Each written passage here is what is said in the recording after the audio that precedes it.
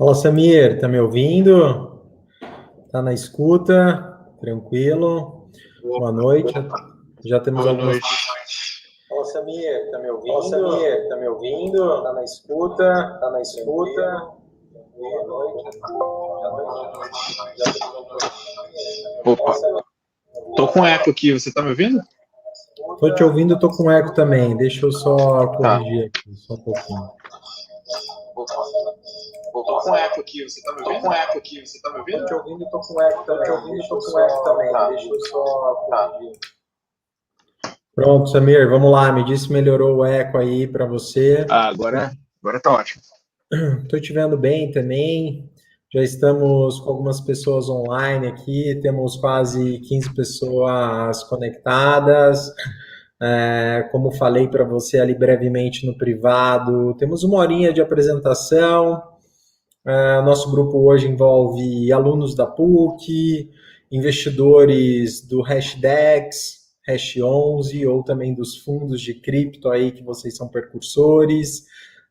Envolve também boa parte da nossa equipe, que é muito entusiasta do mercado de criptoativos, onde reforço que vocês são a nossa principal referência. Antes da gente começar e eu te apresentar, queria dar boa noite a todos, agradecer aí pela presença nessa nossa retomada das palestras virtuais. A gente sempre teve uma presença muito intensa no setor educacional e a gente fazia isso de forma presencial, através da parceria com a PUC, no nosso estúdio de finanças, e desde a pandemia a gente levou um tempo para fazer essa reestruturação, para se adaptar e trazer esse conteúdo de qualidade de volta para o formato online, para o novo normal. E acho que começamos aí essa série de palestras gratuitas, de webinar, enfim, com um tema super relevante, super atual. Também explicando um pouquinho de formato, hoje a gente não tem o áudio aberto, tá, para os convidados, então que as perguntas sejam feitas por chat. Conforme as perguntas forem se chegando, a gente vê se a gente já esclarece na hora, se tiver relação com o tema, ou a gente deixa para o final. E vamos tocando, espero que todos participem, tá? Aproveitem essa oportunidade. A gente vê muita informação, também não tô aqui para ficar criticando, mas de baixa qualidade relacionada à criptomoeda, né?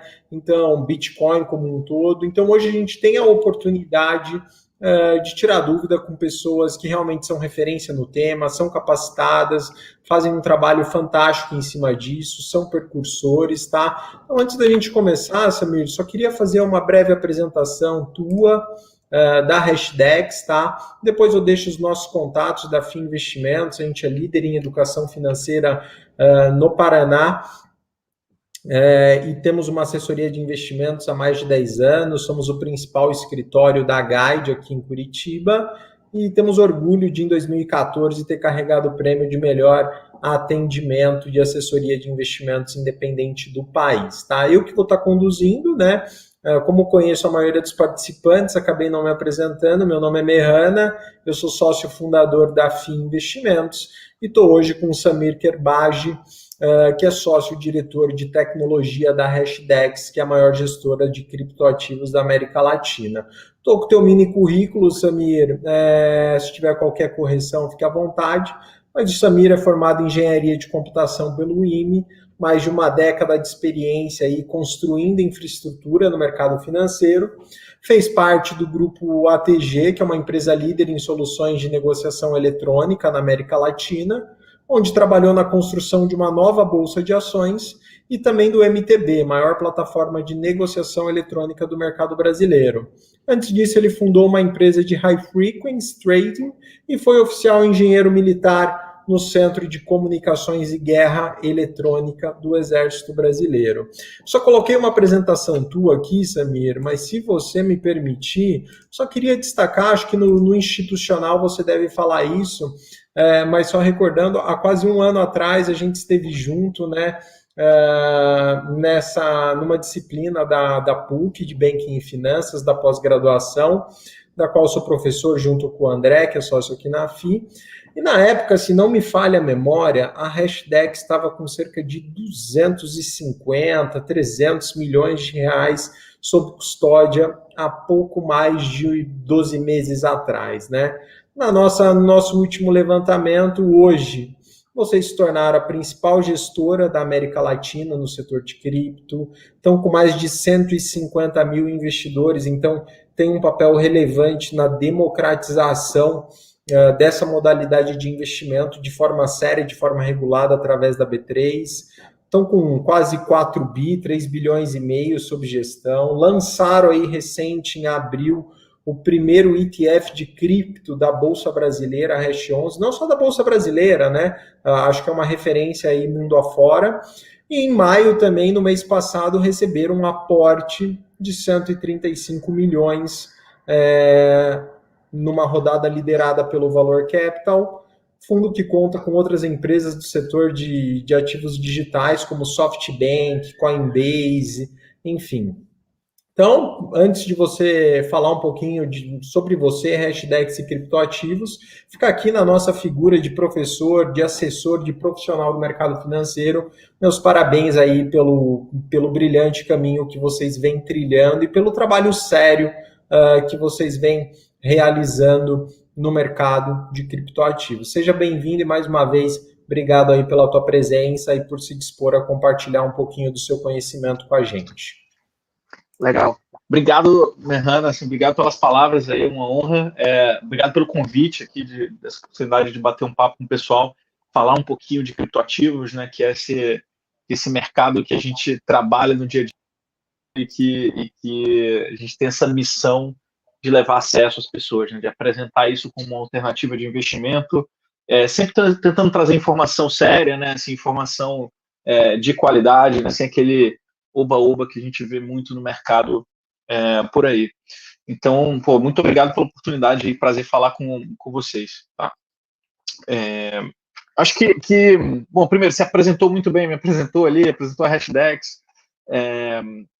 Falando primeiro aqui sobre a gente, que nós somos uma gestora especializada, tá, em criptoativos.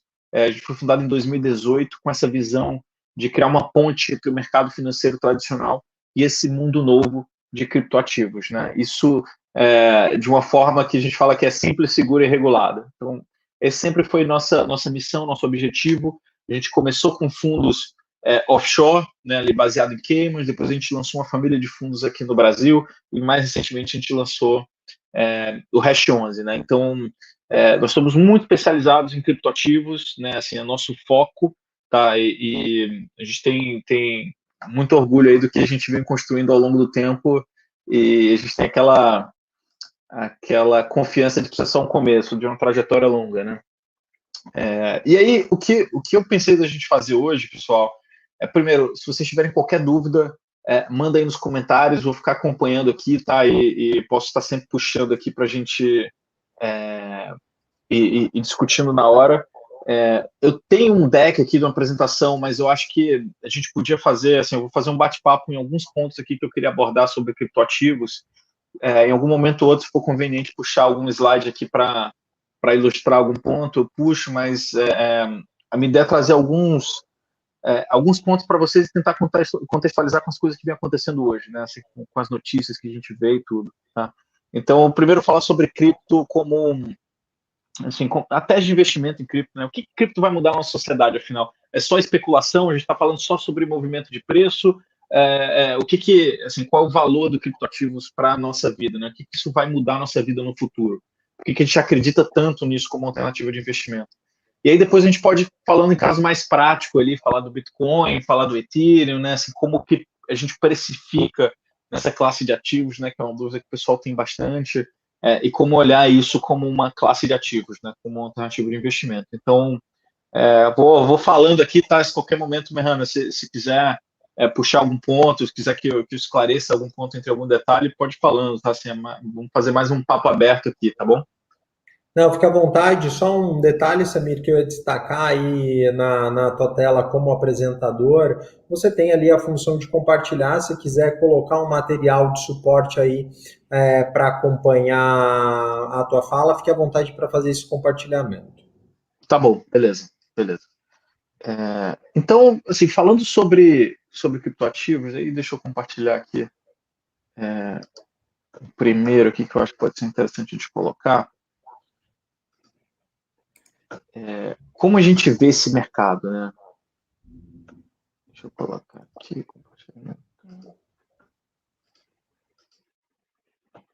Vocês estão vendo?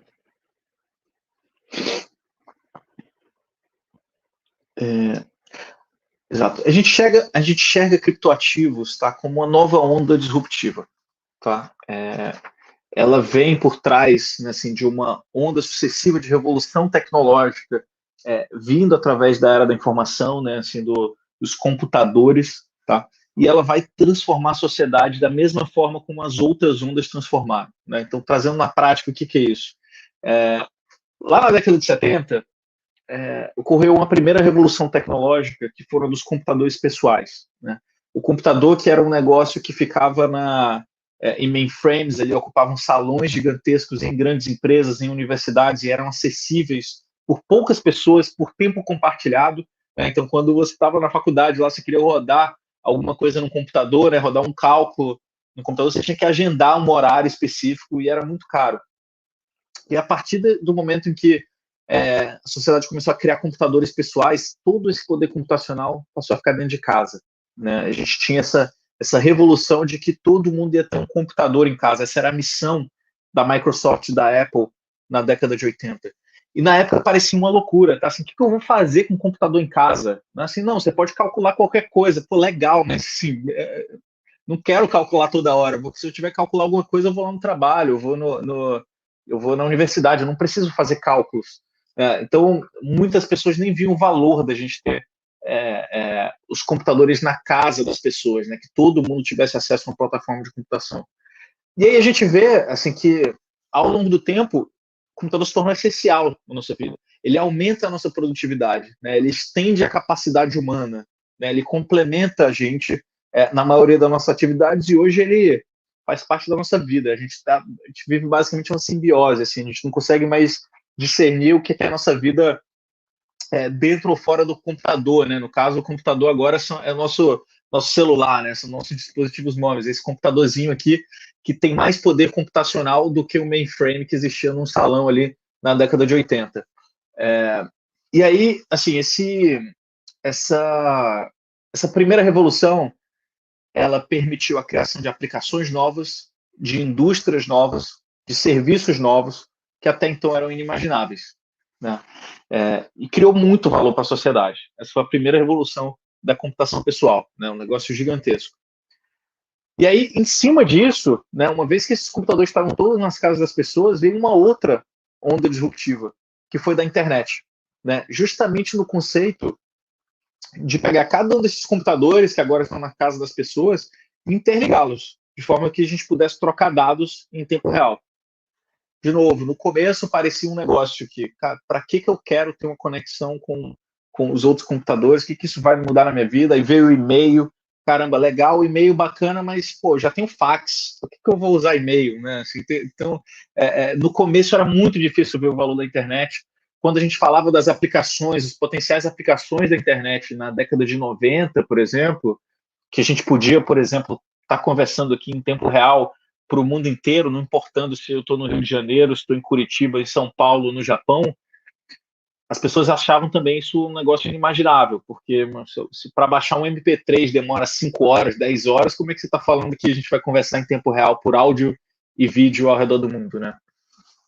Então, de novo, a internet, mais uma onda disruptiva, foi criada em cima de uma outra revolução, né, que foi do computador pessoal, que criou novas indústrias, novos serviços que até então eram inimagináveis, e através disso gerou um valor gigantesco para a sociedade, né? Então, assim, hoje é inegável o impacto que a internet trouxe na nossa sociedade, nossa vida hoje depende da internet, né? Assim, se a gente ficar um dia sem internet, parece que a gente voltou para a Idade das Pedras, né? Assim, como que era a nossa vida sem internet.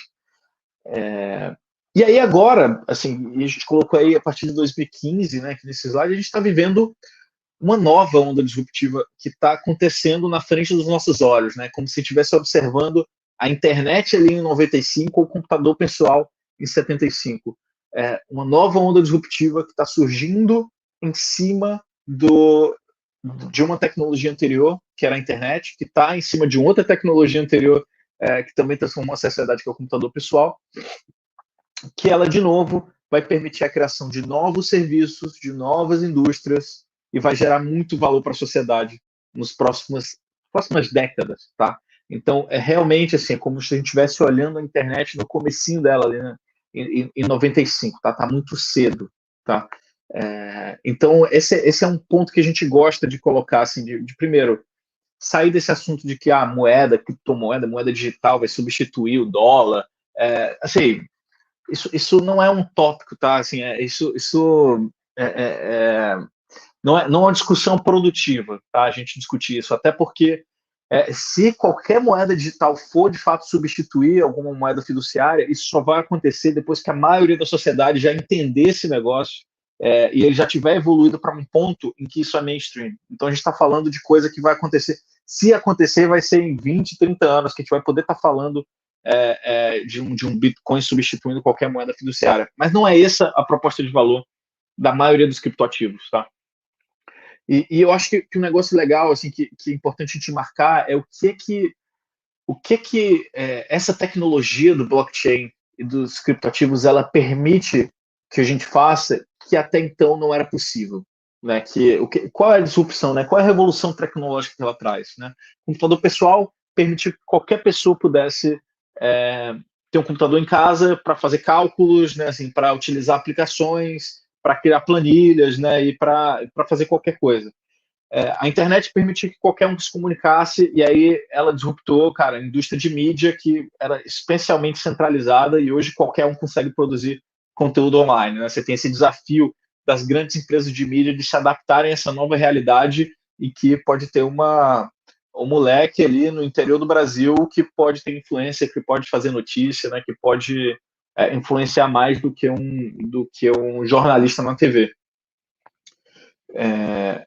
E agora, o que cripto permite que a gente faça que até então não era possível?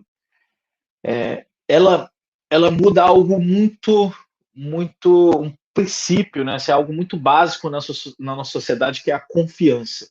Tá? Ela atua numa camada de abstração até mais baixa assim, da sociedade. O computador é basicamente a nossa capacidade analítica, né, de realizar trabalho. A internet é a nossa capacidade de comunicação que ficou agilizada. O blockchain ele atua na nossa capacidade de confiança na sociedade. Essa é a forma como a gente escala confiança na sociedade. Vou dar um exemplo para vocês, tá? A forma como a sociedade atual concebeu de escalar a confiança foi através de intermediários, certo? Normalmente instituições, tá? Então, o que eu quero dizer com isso? Eu conheço o Merrana, tá?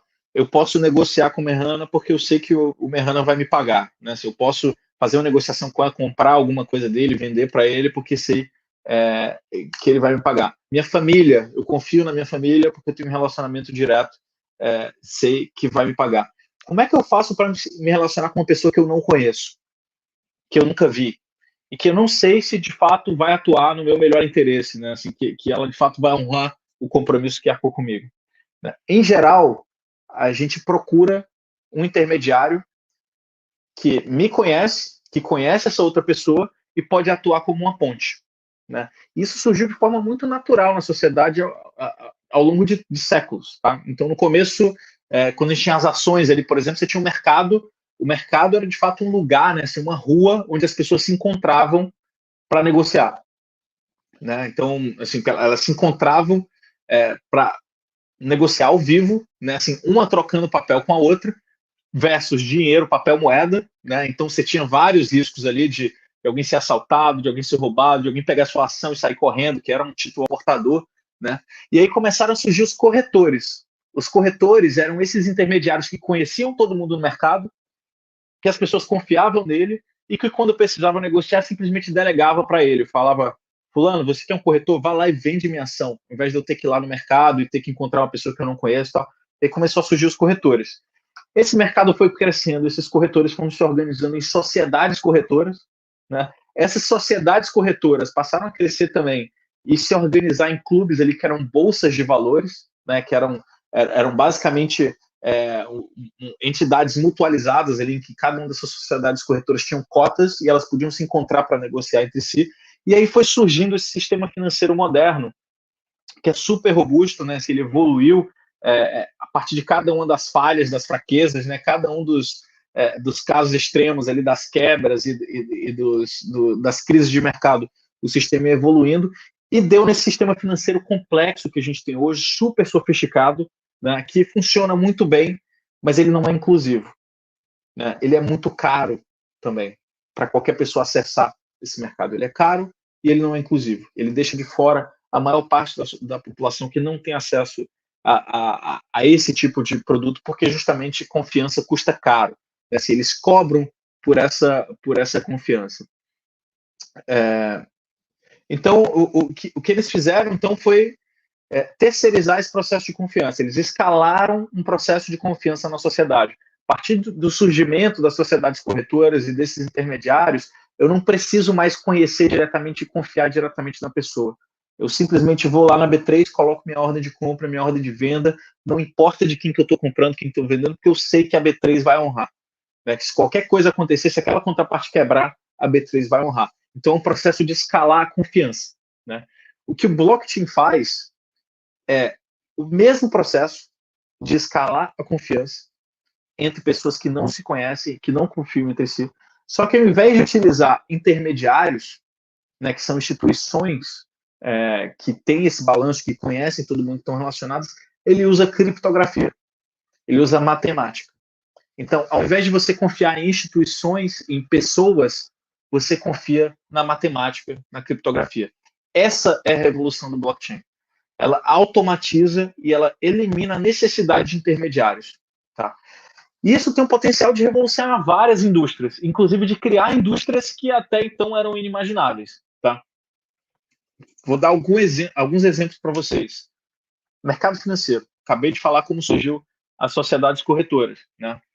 Tem uma indústria nova sendo criada dentro do blockchain, chamada de DeFi, ou de finanças descentralizadas, que ela justamente ela recria todas essas camadas do mercado financeiro, todos esses serviços básicos do mercado financeiro, de empréstimo, de negociação, né, assim, de troca de valores, né, de alavancagem, de derivativos. Ela recria tudo isso em contratos inteligentes que rodam dentro do blockchain sem a necessidade de intermediários. Né? Então, ela substitui esses intermediários por algoritmos, por criptografia, de forma que você consegue executar os mesmos serviços financeiros que você precisa do sistema tradicional sem envolver nenhum intermediário. E aí o custo fica muito mais baixo, né? Porque você não precisa pagar pelo serviço de confiança, né? Por ter um banco que tem uma tradição, que tem balanço, né? Que é regulado, você não precisa de nada disso. Você tem um software.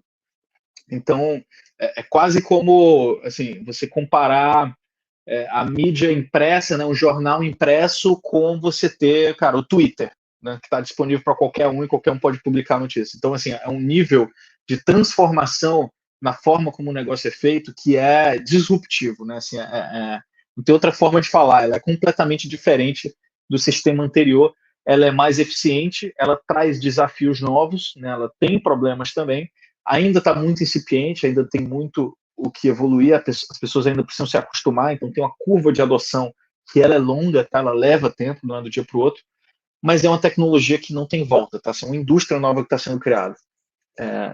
Outro serviço interessante, exemplo de intermediário de confiança, né, que escala o processo de confiança e cobra por isso, Uber. O Uber, ele permitiu escalar a confiança entre pessoas que precisam pegar carona na rua e pessoas que têm carro dispostas a dar carona na rua.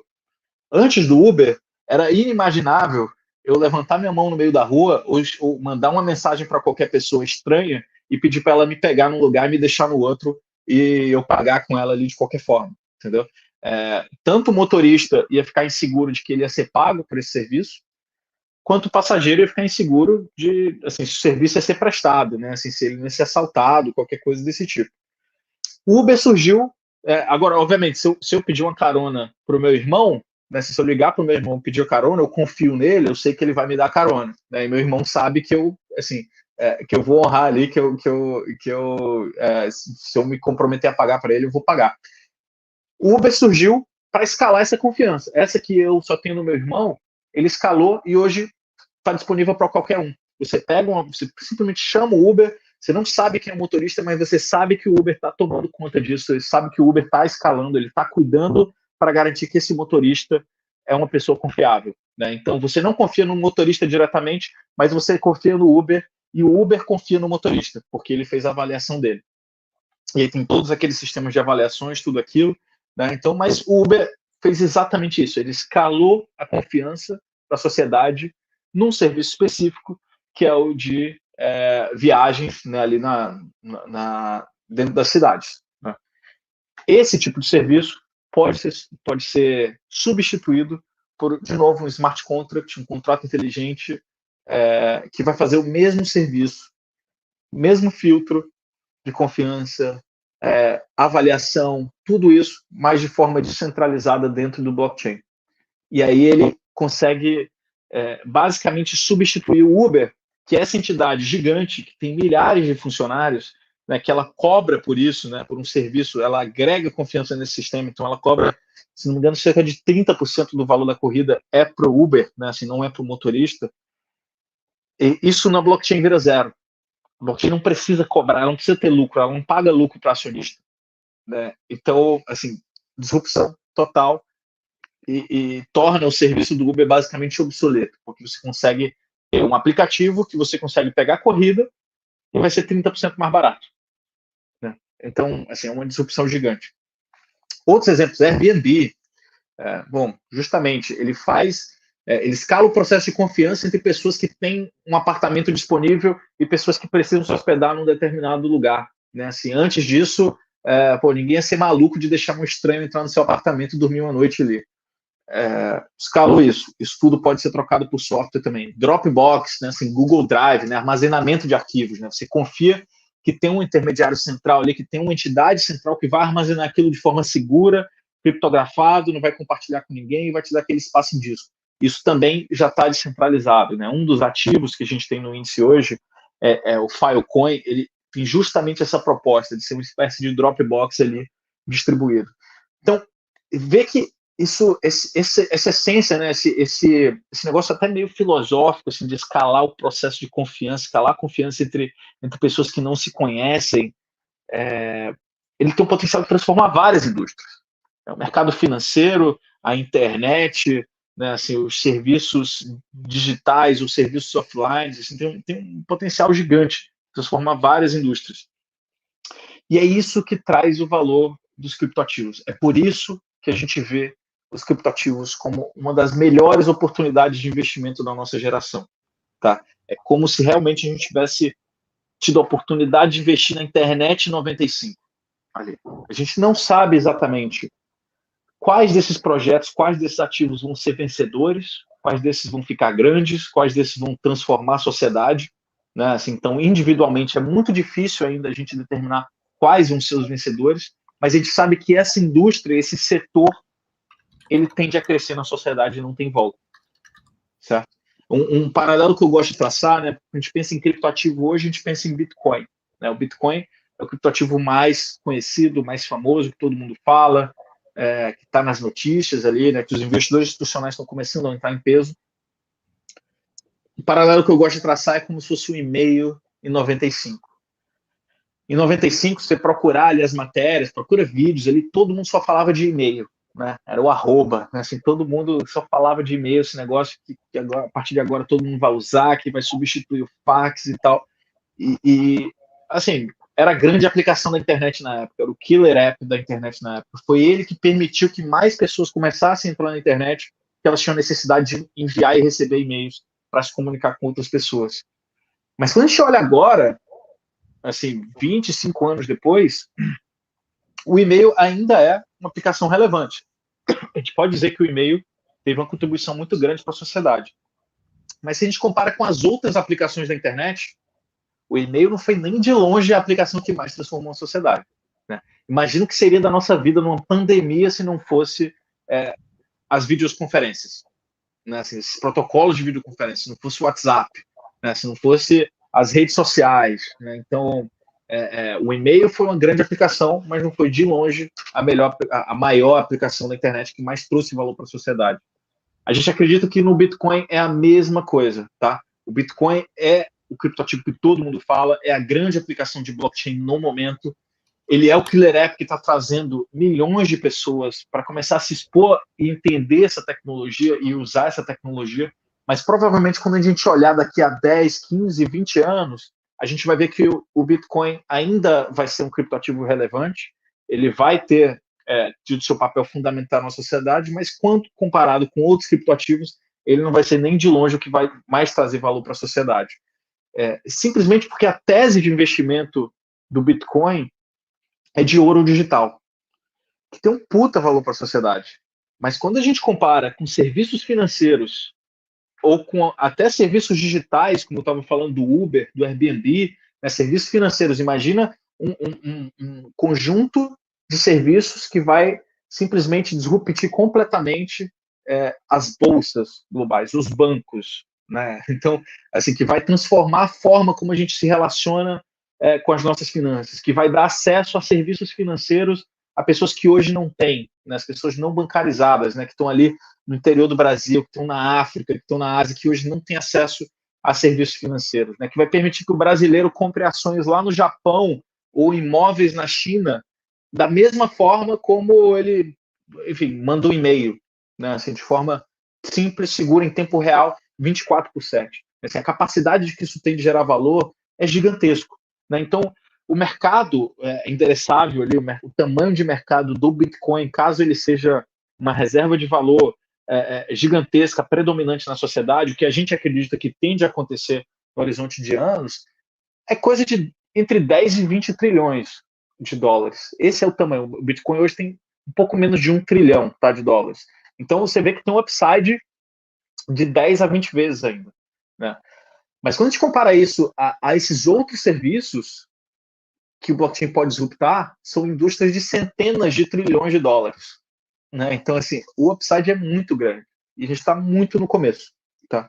Então, esse era o ponto que eu queria colocar aqui sobre criptoativos, né? Assim, podem mandar dúvidas aí se vocês tiver algum ponto para esclarecer especificamente, mas é um ponto que eu gosto de é uma tese que eu gosto de pontuar bastante. Assim, criptoativo não é só Bitcoin, não é só moeda. Esse negócio assim vai transformar a forma como a sociedade funciona. Tá? Nesse slide aqui a gente coloca uma descrição justamente assim comparando como é que é uma empresa centralizada com um serviço em blockchain.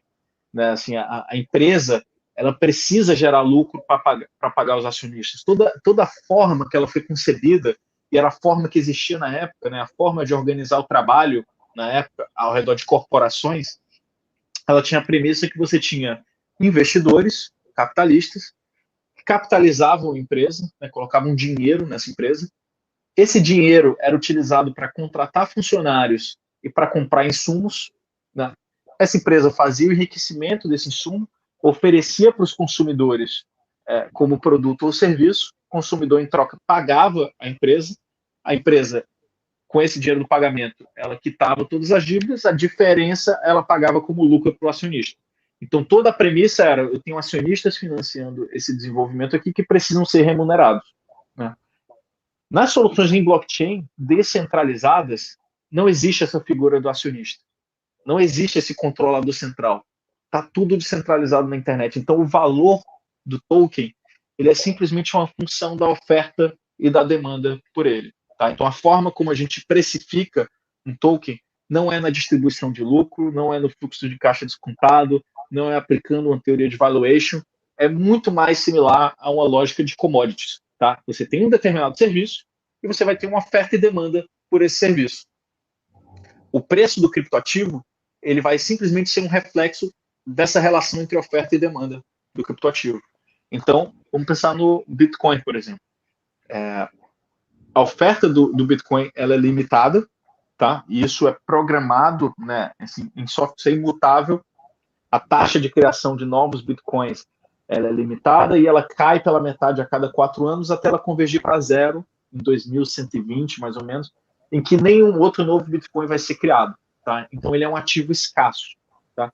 E a demanda ela é crescente. né? E aí eu já conecto com a pergunta aqui, qual a minha opinião sobre a influência do Elon Musk nos criptoativos. Ele influencia a demanda. Quando você tem um, um Elon Musk, alguém da vida falando compra em Bitcoin, você aumenta a demanda por Bitcoin. A oferta é constante, né? E aí o preço é função de oferta e demanda. A oferta ela é constante e limitada. Quando você tem um aumento abrupto da demanda, o preço sobe. Quando o Elon Musk falar, não, Bitcoin não é mais legal, não vou mais investir em Bitcoin, a demanda cai. E aí isso impacta o preço. Só que essa demanda de curto prazo, ela é puramente especulativa. Quando você olha nos horizontes mais longos ali, a gente vê que a demanda por Bitcoin ela tem crescido sem parar. Desde 2010, a demanda por Bitcoin tem crescido sem parar. E isso é um reflexo, isso causa um reflexo no preço, né? Então, se eu traçar aqui esse gráfico aqui, ele mostra o preço do Bitcoin ao longo dos anos. Você vê que apesar de toda essa volatilidade, né, e aí dá para ver que o Bitcoin caiu mais de 70%, pelo menos 4 vezes nessa história recente, e agora está mostrando de novo, né, teve uma queda gigantesca. Quando a gente olha os mínimos ano a ano, os mínimos são crescentes. Não teve nenhum ano desde 2011 em que o mínimo, né, assim, o preço mínimo do Bitcoin naquele ano foi menor do que o mínimo anterior. Isso é um reflexo da demanda, que ela não para de crescer, certo? Então, quando a gente olha para o Bitcoin especificamente, a lógica de valuation é o que a gente espera que vai acontecer com a demanda. Se a gente acha que no futuro vai existir mais demanda por um ativo digital escasso, né, uma espécie de ouro digital, uma reserva de valor que você pode levar para qualquer lugar do mundo e que é muito mais simples de carregar do que uma barra de ouro, a demanda vai aumentar. E aí o preço vai aumentar. Se a gente acha que não, isso é tudo uma grande moda, que pô, isso aqui não tem papel na sociedade, que a barra de ouro sempre vai ter o seu valor, aí a gente está achando que a demanda vai reduzir. E aí, naturalmente, isso vai impactar o preço. Então, quando a gente olha em longo prazo, ele é fácil a gente analisar. Quando a gente olha para o curto prazo, é muito difícil, porque essa curva de demanda do curto prazo ela é muito sensível ao news flow ali, né? As validações ou invalidações desse destino do Bitcoin de ser uma reserva de valor. Então, quando cada novo investidor institucional entra e anuncia apoio ao Bitcoin, anuncia que está entrando, que está fazendo a diversificação, você valida essa tese de que, opa, Bitcoin, cara, parece que ele vai ser realmente, parece que vai pegar e vai ser um ouro digital, hein? Então vai ter muita demanda no futuro, então as pessoas compram. Quando o investidor fala contra, né, quando alguém fala contra, quando alguém critica o Bitcoin por algum motivo, aí você gera aquela dúvida nas pessoas. E tem até um termo que o pessoal chama no mercado de cripto, né, FUD, né, Fear, Uncertainty and Doubt, né, medo, incerteza e dúvida, que é aquele negócio, caramba, será que isso tudo realmente é uma grande ilusão aqui, é uma grande bolha, né, e esse cara tá certo em falar que isso é uma bolha, e aí você causa um movimento que as pessoas saem desse mercado.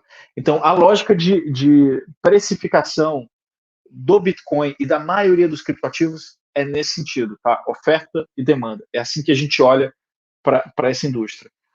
Tem outros aspectos interessantes que eu acho que é legal a gente compartilhar, que fala sobre essa volatilidade, né, que ainda é muito alta desses criptoativos.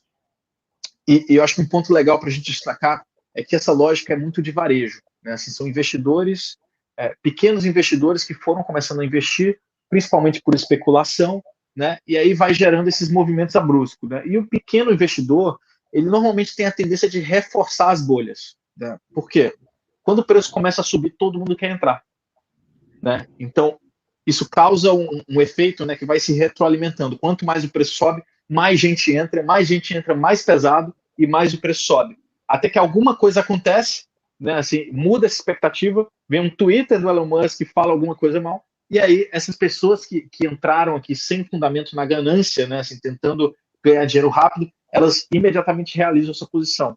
E aí, quanto mais pessoas vendem, mais o preço cai. Quanto mais o preço cai, mais as pessoas vendem para se livrar daquele ativo. E aí você vai gerando esses movimentos exagerados de preço. E tem uma notícia boa, né? Que é, à medida que investidores institucionais começam a entrar nesse ativo, eles vão mudando a forma como o preço se comporta. Porque esses investidores, eles pensam de forma diferente. Eles levam muito mais tempo para fazer a cabeça do que um investidor de varejo. Né? Investidor de varejo, pô, um amigo falou, amanhã o cara já está comprando. O investidor institucional ele leva muito mais tempo para formar a opinião. E uma vez que ele forma, ele entra, ele faz uma alocação. E a alocação ele define um target do portfólio dele, e a partir daí ele vai rebalanceando ao longo do tempo, a não ser que mude um fundamento muito forte, que vai fazer com que ele mude esse target, né? Ele aumente ou reduza esse target. Mas, em geral, ele não fica olhando o preço no dia a dia. E o que dá o determinado comportamento. Assim, se o investidor institucional entrou a $20.000 no Bitcoin com 1% do patrimônio, se o preço saiu de $20.000 para $40.000, agora ele tem 2% do patrimônio nesse ativo. O que ele faz? Ele vende esse 1% que ele ganhou para voltar para o target de 1%. Senão ele desenquadra a carteira dele. Certo? Então, qual é essa dinâmica? É que quando o preço sobe, e quanto mais o preço sobe, principalmente se ele sobe abruptamente, né, assim, com as outras classes de ativos não acompanhando, ele vende. O investidor institucional ele vende quando o preço está subindo muito. E do contrário, quando o preço cai muito, aquele target de alocação dele de 1%, por exemplo, digamos que cai pela metade, né, cai 50%. Ele sai de 1% para 0,5%. E aí ele precisa comprar para voltar para o target. Então, o investidor institucional, ele vende na alta e compra na baixa, consistentemente ao longo do tempo. O investidor de varejo, ele compra na alta e vende na baixa. Né? Isso é um comportamento, assim, é uma coisa comportamental do ser humano, né? Que a gente precisa se disciplinar quando a gente começa a investir, mas é uma coisa que a gente não consegue escapar, é uma dinâmica de massa. E aí, esse fluxo institucional, ele tende a compensar esses exageros do varejo. Isso tem feito que, ao longo do tempo, a volatilidade do Bitcoin venha reduzindo. Né? Apesar dele ainda ser muito alta, ela está reduzindo. Quanto mais investidores institucionais entrarem ao longo do tempo, maior a tendência da volatilidade do Bitcoin estabilizar. Além, obviamente, de profissionalização do mercado, você ter entidades reguladas, de você ter, por exemplo, cripto negociado em bolsa, como é no caso dos ETFs, isso ajuda o processo de formação de preço, né, assim, de regular os preços, né, porque sabe, cripto é um mercado fragmentado, negociado globalmente, 24/7, né? Então ele não para, não tem leilão de abertura, não tem leilão de fechamento, não tem circuit breaker. Então, quando o pessoal desaba a vender, não tem quem segure, né? Não tem a B3 ali para chamar um leilão, para o pessoal respirar fundo e pensar. Então, todas essas dinâmicas, né, de maior penetração de investidores institucionais nesse segmento, eles tendem a profissionalizar o mercado e eles tendem a reduzir a volatilidade. Tá. Deixa eu ver aqui se tem algum. Pode falar. Samir, deixa eu fazer algumas considerações em relação à última pergunta que você respondeu, né, dessa questão do Elon Musk. Entendo esse movimento tanto da massa, principalmente, quanto do varejo, né, das pessoas buscarem esse caminho aí do dinheiro fácil e rápido. Mas, assim, pode ser entendido como uma certa fragilidade, essa sensibilidade de um ativo aí que chegou a quase US$ 1 trilhão em valor de mercado, está vulnerável a uma queda de 10, 20, 30% no tweet de uma pessoa que detém, sei lá, US$ 1 bilhão em Bitcoin, né? Que é um valor relativamente pequeno para o tamanho desse mercado. Então, como a gente enxerga este comportamento, essa vulnerabilidade? Não, legal. Eu acho que isso diz menos sobre, assim, eu acho que o impacto é menos do tweet do Elon Musk especificamente e mais do nível de alavancagem que o mercado estava vindo, né, assim, de expectativas infladas, né, assim, justamente desse fluxo muito grande de pessoas achando que o negócio nunca ia corrigir, né? E o Elon Musk foi só a ponta, assim, foi só o motivo para causar uma reversão. O nível de alavancagem naquele momento estava muito alto, né? Assim, então tinha muita alavancagem no mercado, tinha muita gente entrando nessa expectativa de ganho rápido, e aí essas são as primeiras a sair. Então, quando a gente olha para os dados on-chain, né, ali para os dados em blockchain, posso até procurar aqui para mostrar para vocês, quem vendeu nessa queda acentuada foram os endereços que tinham posse de Bitcoin há menos de 6 meses. Então, foram justamente as pessoas que entraram por último. A maioria das pessoas que estão no Bitcoin há mais de um ano, elas não realizaram, elas não venderam nessa queda gigante. Obviamente, assim, conta o fato da gente já ter passado por isso, né? Ver esse gráfico aqui, ó, a gente 4 vezes na história aqui, o negócio caiu 80%. Imagina quem estava aqui entre 2017 e 2019 viu o preço cair 83%, né? Assim, a gente aqui na Hashdex estava, a gente tinha acabado de lançar o fundo e a gente viu essa cota corrigir desse nível. Então agora quando acontece de novo, a gente já fica muito mais tranquilo que isso, pelo contrário, é uma oportunidade de compra, né? Assim, aquele momento para a gente comprar ali e fazer um preço médio. Mas para quem está novo nesse mercado, não está acostumado com esse tipo de volatilidade, né, que tem o primeiro contato com o criptoativo agora, isso assusta. Então, acho que é muito mais do momento do mercado ali, pelo fato de ter subido muito, né? E as pessoas falam, caramba, caiu 50%, mas ninguém lembra que ele encerrou ano passado, né, a US$ 8.000. Então, se você comparar o investimento com 6, 8 meses atrás, né, assim, quem entrou há 6, 8 meses atrás, aí não está rindo à toa. Então, quando falam para mim, caraca, Bitcoin desabou, agora está US$ 40.000, eu fico, caraca, assim, ele estava há um ano atrás, ele chegou a US$ 3.000, a US$ 4.000 no flash crash ali. Então, sei que os movimentos são exagerados, né? Assim, são muito grandes, né? Sobe muito, mas tudo que sobe muito cai muito também. E a forma que a gente gosta de olhar para esse mercado é no longo prazo. Se você olhar no longo prazo, assim, parece uma curva óbvia, assim, que é um movimento temporário. Nesse aspecto, vale destacar, acho que é um ponto que, assim, a credibilidade que a gente já enxergava em vocês só foi reforçada e só aumentou. A gente gosta muito, né? Eu já tinha destacado isso para você, das cartas da Hashdex, da carta mensal que vocês escrevem.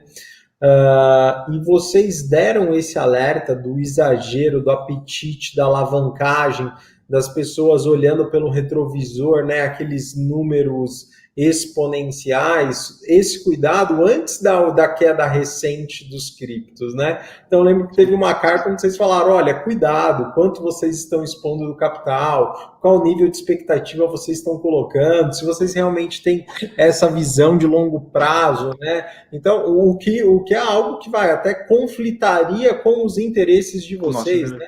Em atrair mais investidores, claro que é um investidor às vezes que não é de qualidade, né? Aquele investidor que ele deixa de ser rapidamente também, mas também parabenizar aí pelo alerta comportamental que vocês deram não, ainda no movimento de pico, né?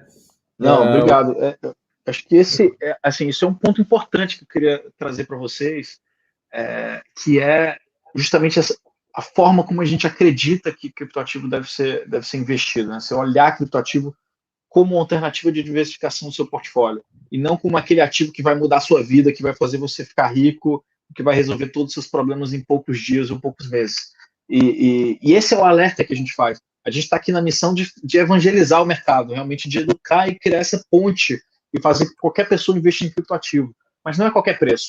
Assim, a gente não quer trazer pessoas que vão perder dinheiro com esse negócio, entendeu? Que vão quebrar cara com isso, que vão prejudicar o planejamento financeiro delas por conta disso. Então, por isso que a gente gosta de fazer esses alertas. A gente fez em março do ano passado, quando teve a crise do Covid, assim, reforçando os cuidados que as pessoas tinham que ter na alocação do portfólio. A gente fez recentemente, foi em janeiro essa carta, quando a gente estava tendo recordes de captação, o mercado estava subindo, as pessoas estavam entrando e a gente via o comportamento assim, que era claramente pessoas entrando com mais até do que seria o responsável.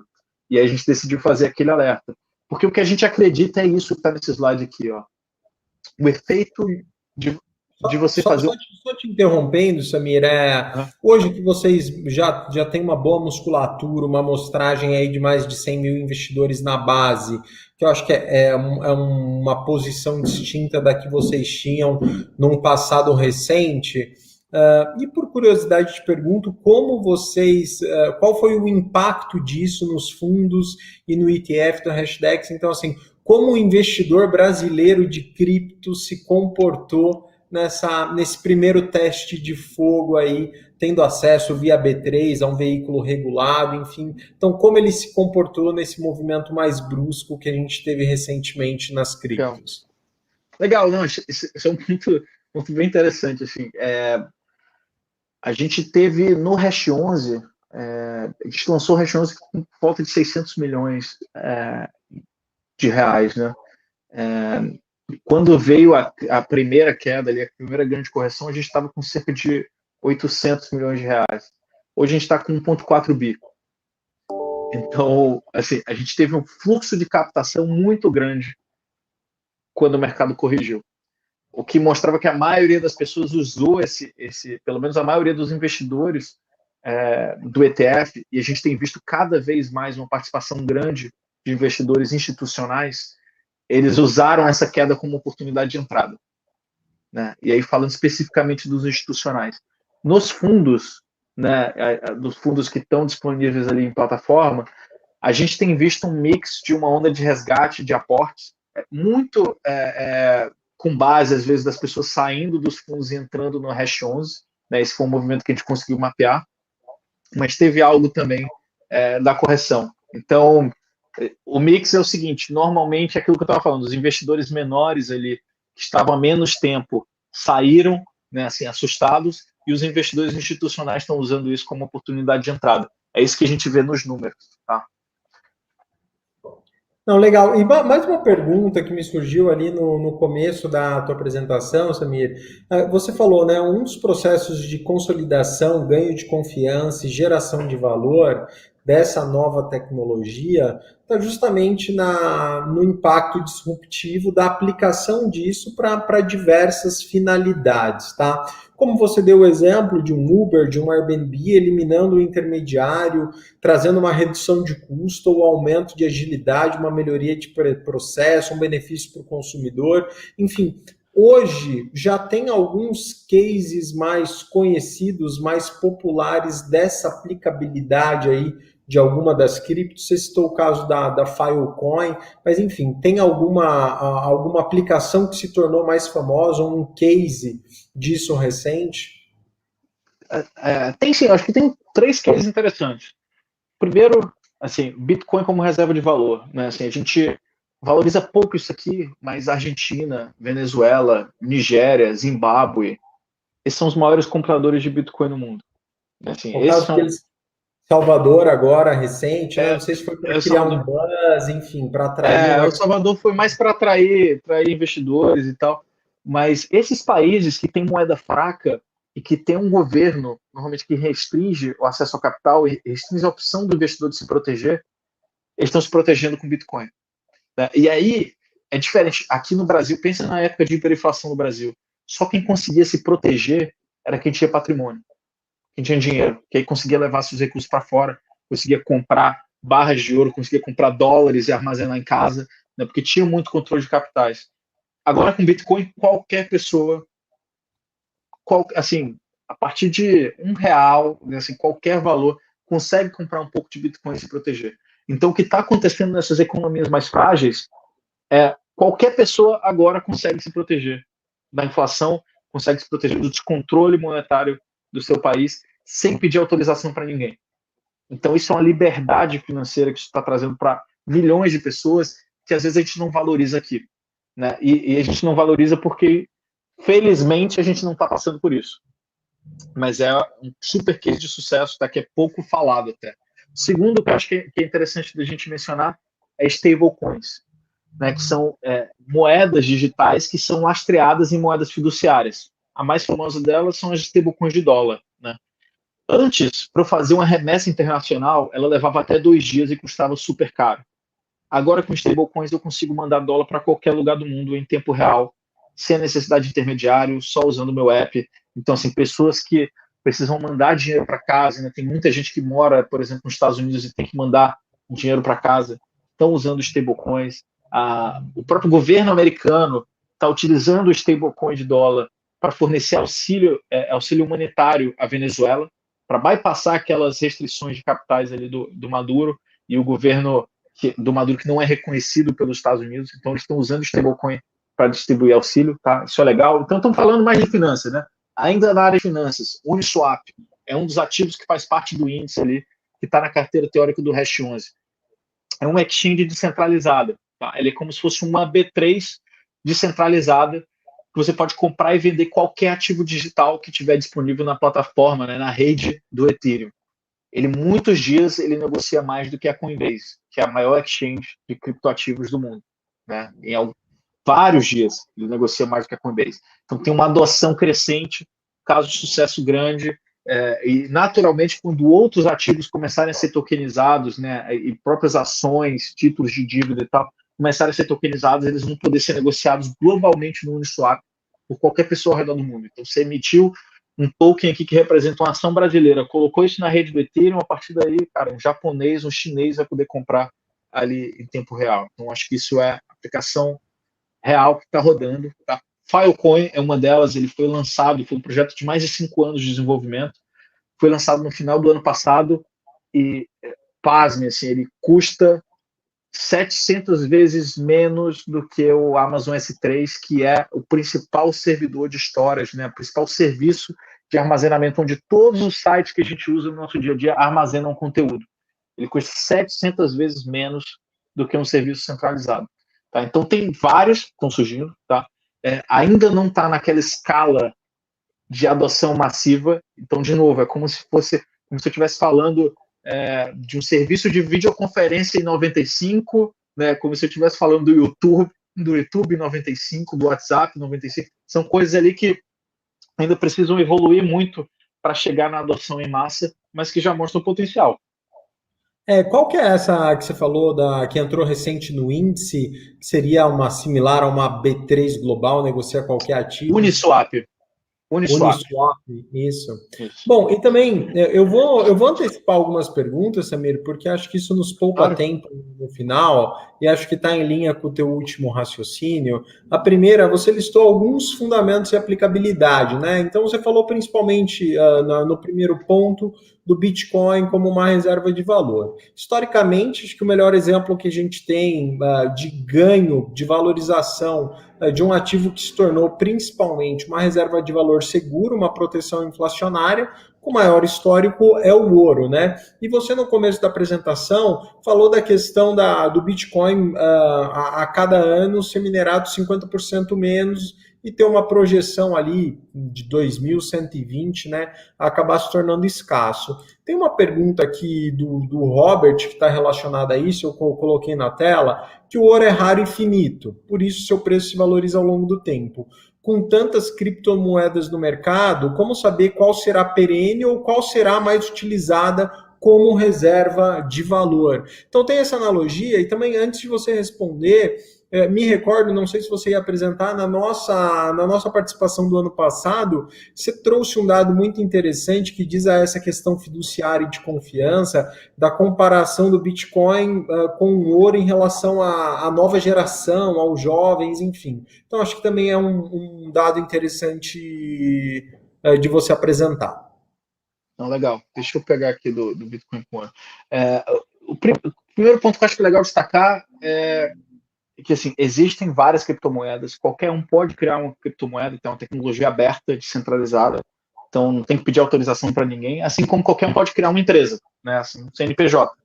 Isso não significa que aquele CNPJ vai ter valor ou não, você deveria investir naquele CNPJ ou não, mas qualquer um pode criar. No caso das criptomoedas é até mais fácil, você não precisa registrar nada no governo, não tem que fazer contrato social, você escrever um código-fonte, copiar um código-fonte na internet e colocar lá. Então, esse é um aspecto interessante. Nem toda criptomoeda tem valor, tá? Nem toda criptomoeda tem a tese de investimento. É uma tecnologia aberta, tá? Então, você precisa analisar uma a uma, fazer o seu dever de casa, seu due diligence, tá? Então, primeiro alerta. O segundo é que a única criptomoeda que hoje tem como tese de investimento ser uma reserva de valor, ser um ouro digital, é o Bitcoin. Tá? Todas as outras, o caso de uso é diferente. Tá? Assim, a tese de investimento é diferente. Então, o grande, assim, quando a gente está falando de reserva de valor, ouro digital, o grande ativo que a gente precisa ficar de olho é o Bitcoin. Podem surgir outros ativos que eventualmente vão substituir o Bitcoin nessa modalidade de ouro digital? Pode, mas o Bitcoin já está mais de 10 anos rodando, 24/7, sem nenhuma falha, sem nenhum problema, com um efeito de rede, né, assim, milhões de pessoas utilizando.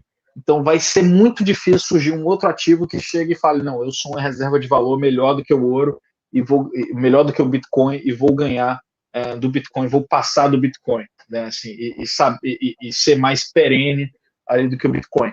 Então, acho que sobre ouro digital, acho que é um ponto importante da gente colocar isso. Assim, o Bitcoin é o grande case, é esse que a gente precisa olhar quando a gente está falando especificamente sobre comparação com o ouro, tá? Porque ele é raro, que ele é finito, que as propriedades, propriedades físicas ali do Bitcoin, elas fazem com que ele seja melhor ou igual ao ouro na maioria dos aspectos, tá? Eu vou compartilhar aqui um slide rapidinho com vocês. Então aqui a gente compara quase todos os aspectos. O Bitcoin ele é tão bom quanto ou melhor do que o ouro, tá? Ele não é mais durável, né? Porque o ouro está aí há milhares de anos sendo utilizado pela sociedade como reserva de valor. O Bitcoin está um pouco mais de 10 ali, então ele tem muitos milênios ainda para se provar, mas ele é mais portável, né? Ele é mais fungível, ele é mais escasso, né? Você pode levar para qualquer lugar do mundo. Então, assim, comparando as características de um hard money ali, isso, assim, falado por milênios, isso aqui foi definido por Aristóteles, ele é características de um bom dinheiro. O Bitcoin é tão bom quanto ou melhor do que o ouro em quase todas as características, tá? Quando a gente compara características de moedas e a gente compara Bitcoin, ouro e moeda fiduciária, a gente vê verificabilidade, fungibilidade, portabilidade, durabilidade, divisibilidade, escassez, histórico, resistência à censura, descentralização. Bitcoin é melhor do que todas, em quase tudo, né? Ele perde no histórico e na durabilidade, né? Que ainda precisa se provar, né? Mas você vê que quando a gente pega características ali de reserva de valor, assim, sem dúvida o Bitcoin é melhor. O que ele perde ainda? Na adoção. As pessoas ainda precisam entender e começar a adotar esse ativo. E aí isso é uma questão que a gente chama de shift geracional. Realmente assim, uma geração nova entrando, certo? Que vai substituir a geração antiga. Então tem essa estimativa aqui, que nos próximos 25 anos, cerca de 68 trilhões de dólares vão ser migrados, né, herdados dos baby boomers, da Silent Generation, para a geração X e para os millennials. E esses caras são muito mais inclinados a investir em ativos digitais, a comprar Bitcoin do que as gerações anteriores. Quando a gente olha esse estudo aqui da Charles Schwab, ela mostra que só o GBTC, né, que é um produto de Bitcoin listado em bolsa lá nos Estados Unidos, ele tem um peso maior na carteira dos millennials do que gigantes como a Berkshire Hathaway, como a Walt Disney, como a Netflix, né? Então, isso mostra que quando esse dinheiro trocar de mão, essas pessoas vão estar muito mais inclinadas a comprar um Bitcoin do que a comprar uma barra de ouro, quando elas estiverem pensando em proteção, né, em reserva de valor. Então, é isso que faz o case do Bitcoin no longo prazo, né, como reserva de valor. E nesse aspecto de reserva de valor, assim, concluindo a tua resposta, Samir, você acredita que, apesar do surgimento de milhares de novas criptos aí recente, dificilmente alguém tira esse lugar do Bitcoin como reserva de valor, como ouro digital? Exatamente. Exatamente. Tá. É muito difícil surgir uma nova que as que existem hoje, nenhuma tenta desbancar o Bitcoin nesse quesito.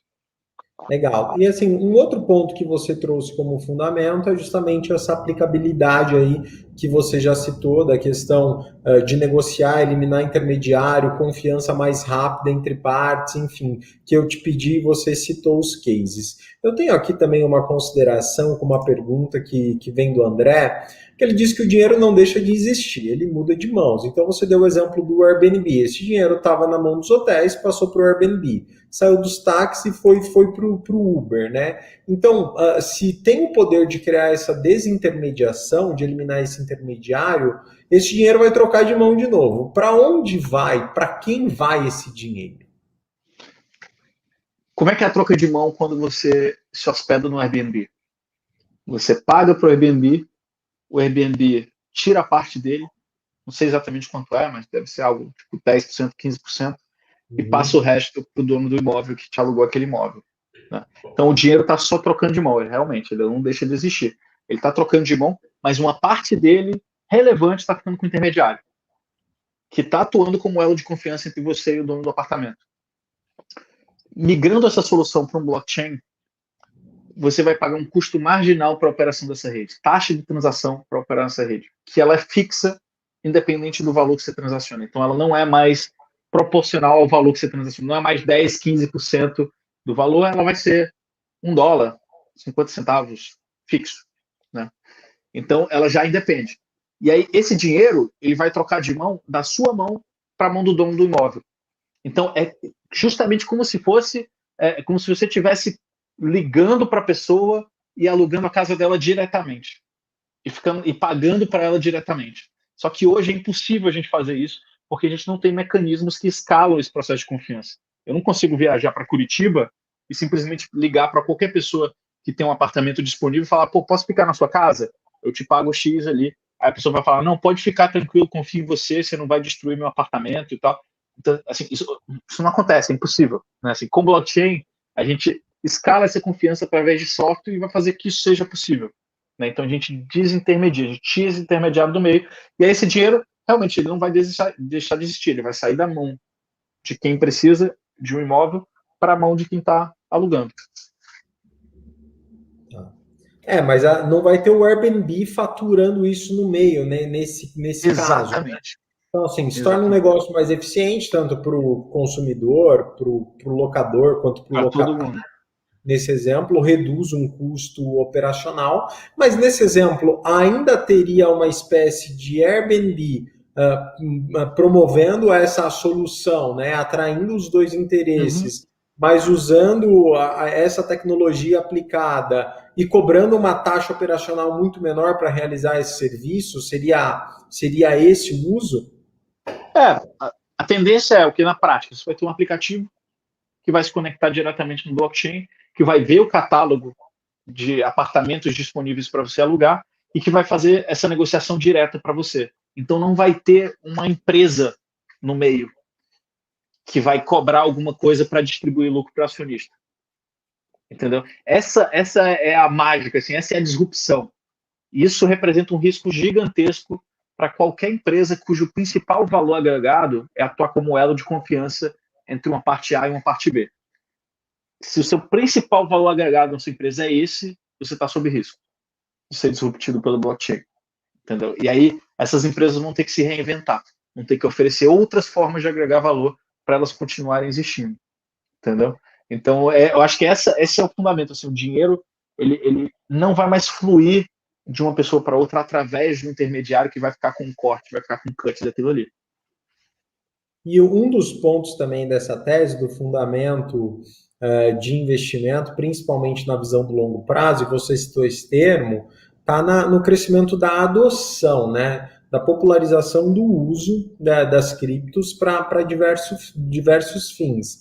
Aí tem a pergunta do Lucas, né?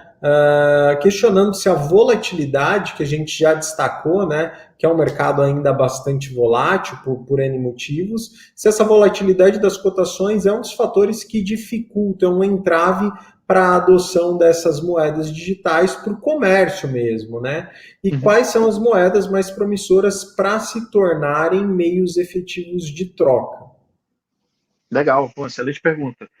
Sim, ela dificulta a utilização no comércio. O Bitcoin hoje, especificamente, ele não é muito utilizado para fazer negociação, para fazer comércio, e quando ele é utilizado, normalmente ele é travado, o preço é travado em dólar, né? Então você tem um determinado valor ali, um determinado ativo que você quer comprar, um serviço, um software, ele custa $10, se você pagar via Bitcoin, ele vai converter na hora para o câmbio da hora e vai te debitar aquela quantidade de Bitcoins ali, né?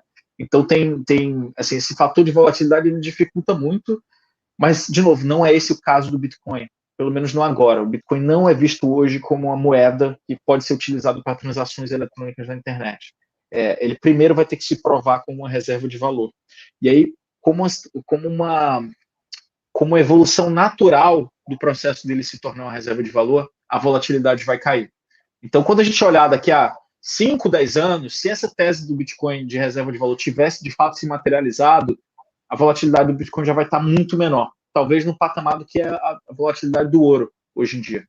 Lembra que o ouro na década de 70, quando caiu ali o Bretton Woods, né, que ele deixou de ter um lastro, o dólar deixou de ter um lastro direto no ouro, a volatilidade explodiu do ouro.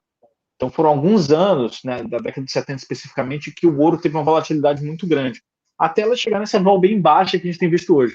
Então, olhando para o futuro, pode ser que a volatilidade do Bitcoin caia. Aí sim a gente vai poder conversar sobre o Bitcoin eventualmente ser utilizado como um meio de troca, né, para ele ser utilizado em transações e comércio. Então, esse ainda não é o case. As moedas digitais que são utilizadas hoje para comércio, em geral, são as stablecoins, né? São aquelas que são lastreadas em dólar, em moedas fiduciárias. Tá? Então, respondendo a pergunta, as mais promissoras para serem utilizadas como meio de troca efetivamente hoje são as stablecoins. E essas stablecoins, eu acho legal destacar, elas rodam em cima de plataformas de execução de smart contracts. No caso, a principal delas é o Ethereum. Então, cada vez que você faz um pagamento com stablecoin, você acaba utilizando a rede do Ethereum por trás. Às vezes a rede do Stellar, como é o caso do SDC, que é uma das grandes stablecoins, também usa a rede do Stellar. Então, apesar de você estar transacionando dólar, estar utilizando isso para fazer um pagamento, para mandar um dinheiro para um amigo que está no exterior, alguma coisa assim, você por trás está utilizando a rede do Ethereum. Então, conectando com essa pergunta aí, né, qual o potencial de utilidade, valor e aplicabilidade do Ethereum? É gigante. Assim, é essa indústria que eu estava falando de centenas de trilhões de dólares. Tá? Eu acho que tem três segmentos importantes para a gente ficar de olho. E os três rodam em cima do Ethereum. Né? O primeiro é o DeFi, finanças descentralizadas, né? É isso que eu estava falando. Segundo é Web 3.0, são esses serviços digitais que vão ser a nova evolução da internet, né? Nova evolução da web. Então, falei do Uber, falei do Airbnb, mas tem também Facebook, Instagram, WhatsApp. Todos esses são intermediários que atuam como elo de confiança entre as pessoas. Esses caras não precisam existir numa internet descentralizada. Né? Então, primeiro, DeFi, segundo, Web3, terceiro, NFT. É um mercado gigantesco, não fungible tokens, né? São justamente ativos que não são fungíveis, que representam propriedade de coisas únicas. Isso permite a criação de arte digital, que é uma área que deve crescer muito nos próximos anos. Isso permite a gente representar a posse de bens físicos, propriedade de imóveis, propriedade de carros, né, assim, propriedade de coisas, né, assim, físicas. Então, o NFT também é uma área gigantesca. Esses três segmentos são indústrias novas, têm um potencial de crescimento gigantesco, e as três rodam em cima da plataforma do Ethereum hoje. Não, muito legal a tua resposta e consideração, Samir. Agora também acho que é um contraponto aí que eu tento entender um pouquinho da visão e da tese de vocês, porque logo no primeiro slide você mostrou essa revolução, trazendo o exemplo do e-mail, né? Na década de 90, ou algumas grandes empresas como era a Apple, Dell, enfim, o que se tornaram hoje, Facebook, Google, as Big Techs que hoje dominam o maior índice de ações do mundo, o índice americano. Mas, assim, de alguma forma, vocês têm alguma preocupação ou nos permite fazer alguma analogia de um movimento de cripto atual, recente, com a bolha.com?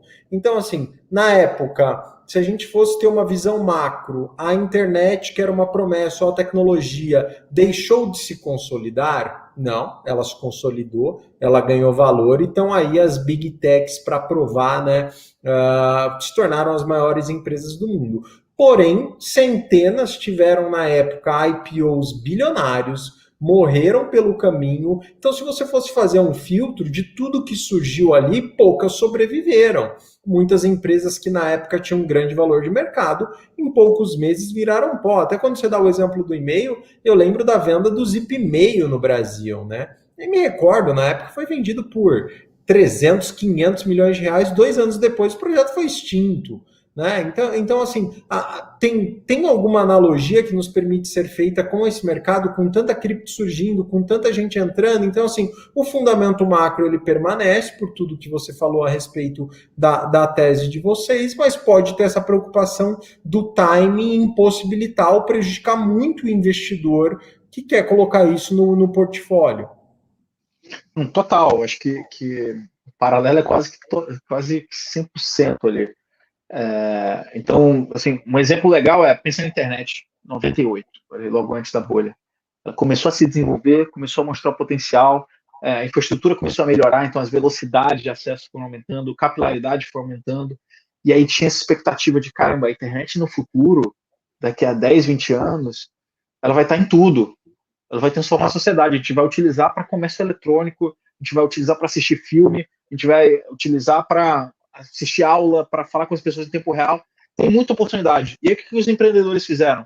Começaram a trazer esse futuro para o presente, começaram a criar negócios, né? Criar empresas para capitalizar e aproveitar essas oportunidades, né, para tentar trazer esse futuro e começar a criar coisa.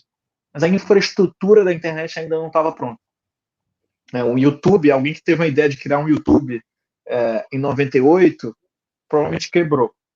Né, e tiveram talvez dezenas de pessoas tentando, dezenas de empresas tentando criar o YouTube em 98. E simplesmente a infraestrutura não estava pronta para acontecer. Então, assim, gerou essa expectativa de que a internet vai transformar a sociedade, inflou as expectativas, começou a entrar muito dinheiro, porque realmente aquilo era o futuro, só que o futuro, assim, ia demorar um pouco mais ali do que as pessoas esperavam, né? E aí, assim, essa inflagem de expectativas acabou gerando uma frustração que foi a bolha.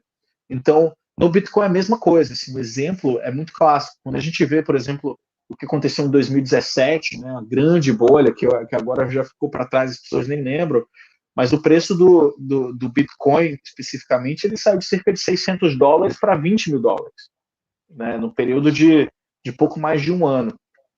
Foi o período que o Ethereum começou a se desenvolver e começou a mostrar o potencial. Isso que eu estou falando de Web3, DeFi, NFT, todas essas narrativas, elas começaram a ficar fortes em 2017.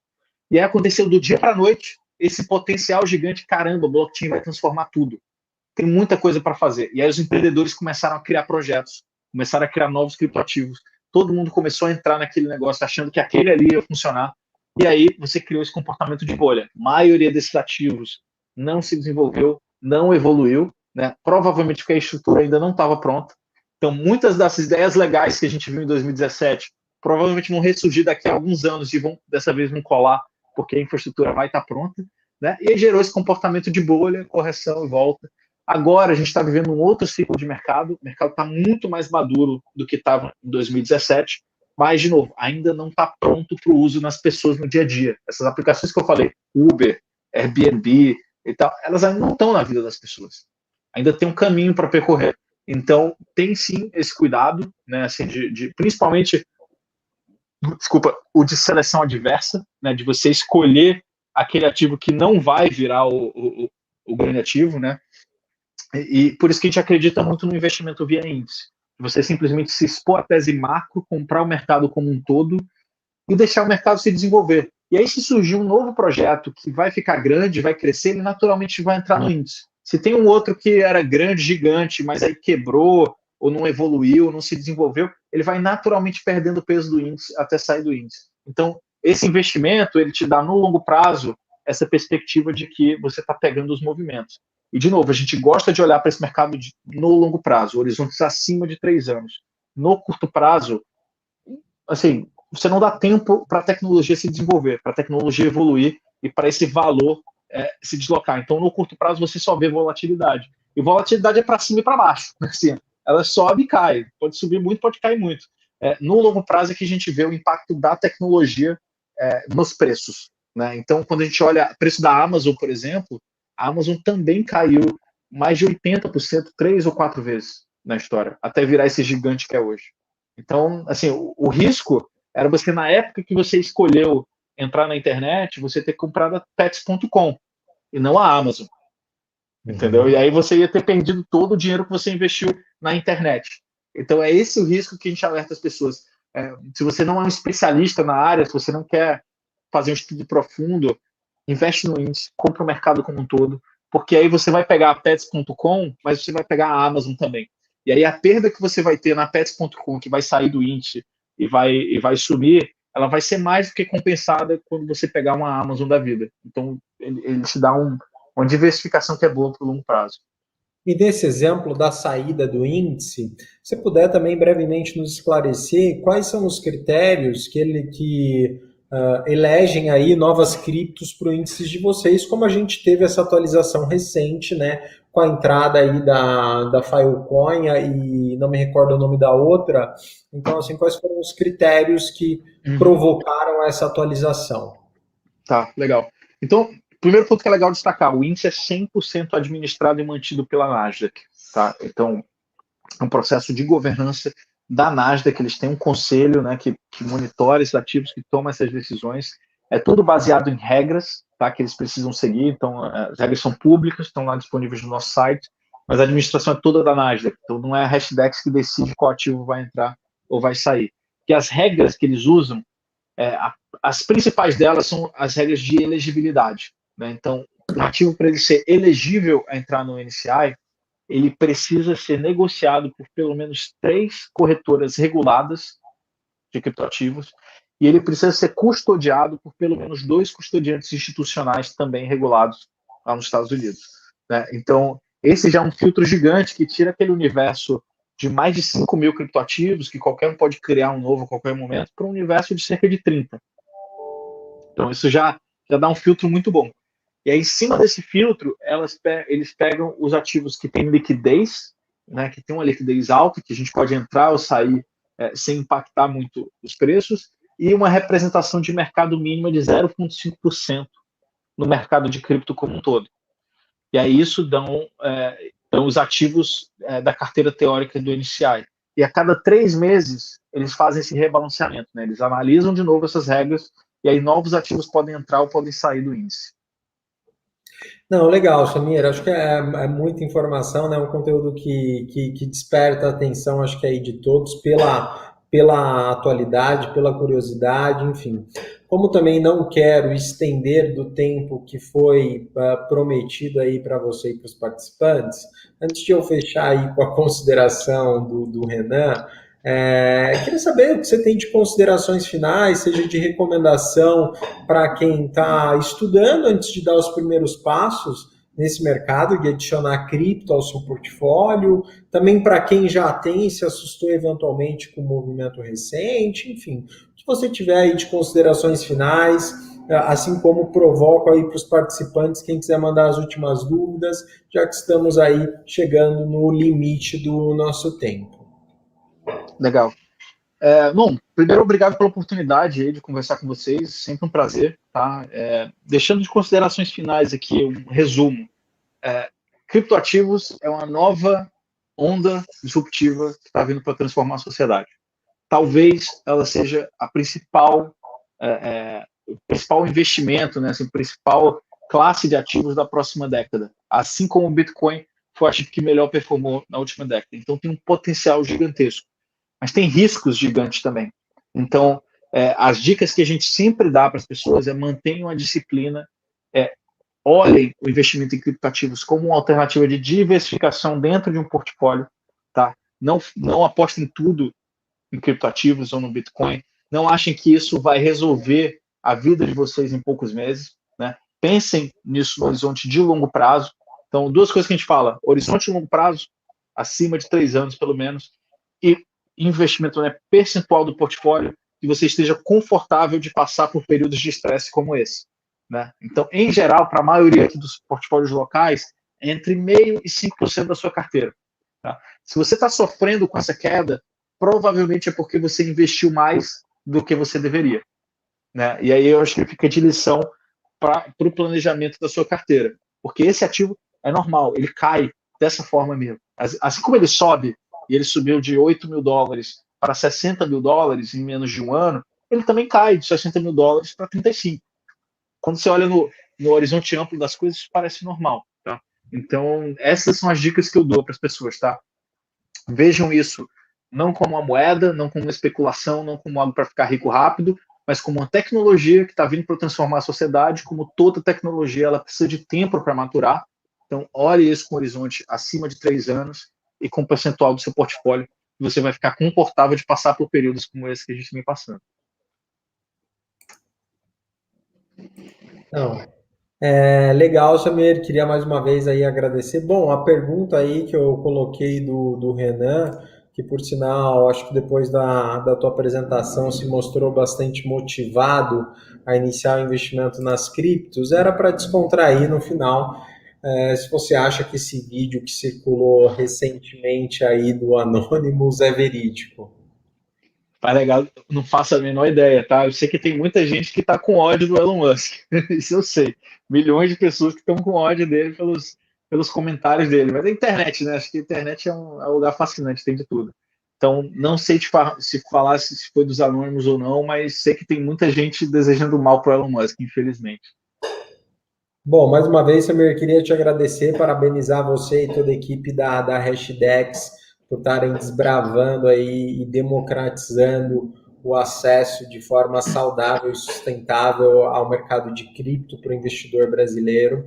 Deixar os nossos contatos da FII Investimentos, de site, WhatsApp, e-mail, Instagram à disposição, até porque toda a família de produtos da Hashdex que dá um acesso regulado e seguro ao mercado de cripto para o investidor, a gente tem acesso à distribuição na FI através da representação da GAD, então toda a família de fundos Hashdex, 20, 40, 100% Bitcoin, a ETF Hash 11, enfim. Então concordo com o Samir nas considerações, principalmente a tomar cuidado com quanto você expõe no portfólio, está ciente da volatilidade. Acho que o processo de rebalanceamento de carteira ele é muito saudável para o investidor. Quem está de acordo e comprado com a tese de longo prazo, assim, a queda recente que a gente vê no mercado é uma oportunidade de aumentar a posição. Mas claro que só pode se dar o luxo de aumentar a posição quem estava num tamanho de exposição correta.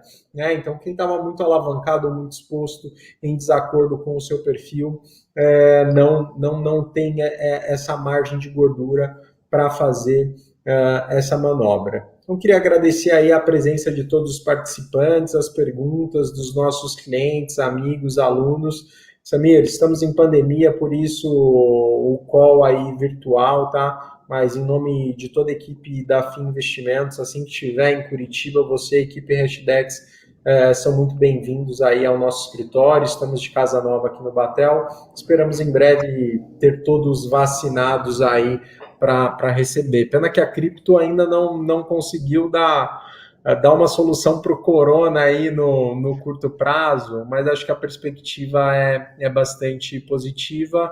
Espero que em breve a gente possa se encontrar pessoalmente, tá? Que vocês continuem crescendo, que no nosso próximo call do ano que vem, esses 4 bi sejam 10, 20, 50 bilhões sob custódia, que vocês estão trabalhando para colher esse resultado. Legal, Mariana. Muito obrigado pela oportunidade de falar com vocês e pelas palavras, tá? Uma honra para a gente.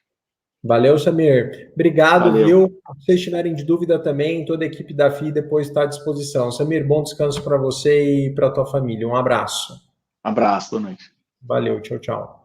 Gente, vou encerrar a transmissão aqui. Obrigado pela participação de todos. Qualquer dúvida, estamos à disposição nos canais de comunicação que temos na tela. Valeu, um abraço e bom descanso a todos.